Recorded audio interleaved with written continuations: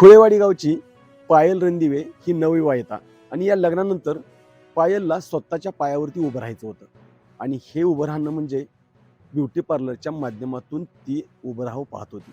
मात्र त्या उभं राहण्यासाठी पायलच्या घरच्यांनी पायलला ब्युटी पार्लरचा कोर्स लावला होता.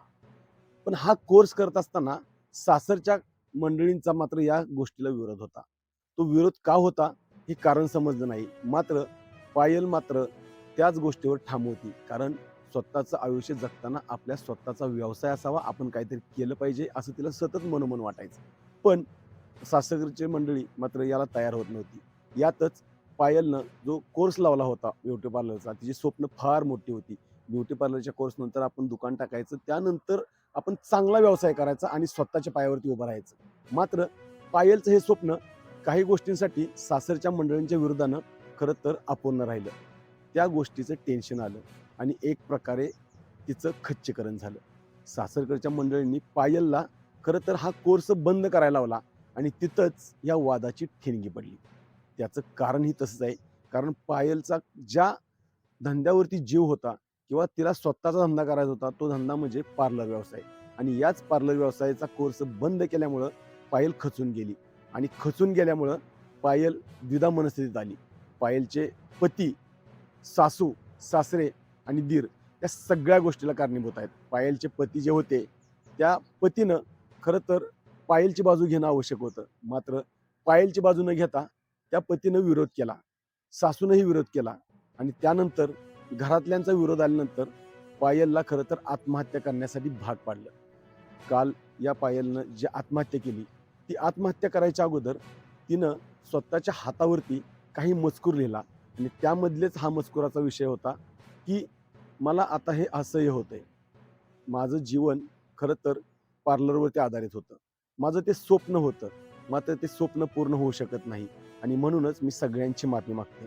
आणि या गोष्टीनंतर पायलनं गळफास लावून घेतला.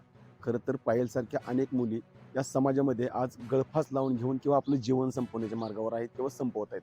पण खरं तर घरच्यांनी पायलला सपोर्ट करणं गरजेचं होतं. मात्र पायलला सपोर्ट तर झालाच नाही, पण तिला आत्महत्येच्या कारणीभूत हे सगळे घरचे मंडळ ठरले.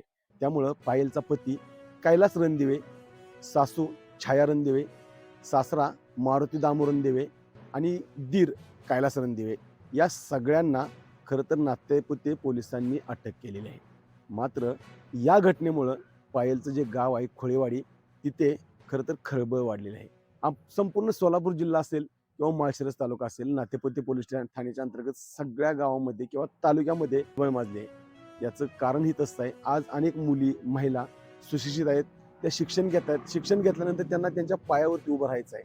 मात्र अनेक जण असं न करता खरं तर त्यांना वेगळ्या पद्धतीनं जगून न देता खरं तर घरचे मंडळी या गोष्टीला कारणीभूत आहेत आणि म्हणूनच नातेपुते पोलीस स्टेशनमध्ये या सगळ्यांच्यावर तिला आत्महत्येत प्रवृत्त केल्याचा गुन्हा दाखल केलेला आहे आणि या गुन्ह्याचा तपास नातेपुते पोलीस ठाण्याचे सहाय्यक पोलीस निरीक्षक विशाल वायकर हे करत आहेत. या सगळ्या गोष्टींची आणि घडामोडींची आपण खरं तर सविस्तर घटना आणखी पाहणार आहोत. त्यामुळे आपण पाहत राहा आपला आवाज न्यूज. आपण इन्स्टा आणि यूट्यूबवर सुद्धा आपला आवाज न्यूज या चॅनलला खरं तर आपण सगळे अपडेट देत असतो. त्यामुळे आपण चॅनल जर सबस्क्राईब केलं नसेल तर चॅनल सबस्क्राईब करा, लाईक करा, शेअर करा आणि आमच्यासोबत कनेक्ट राहा. संदीप जठार, गोंदवले. आपला आवाज न्यूजसाठी संदीप जठार, गोंदवले.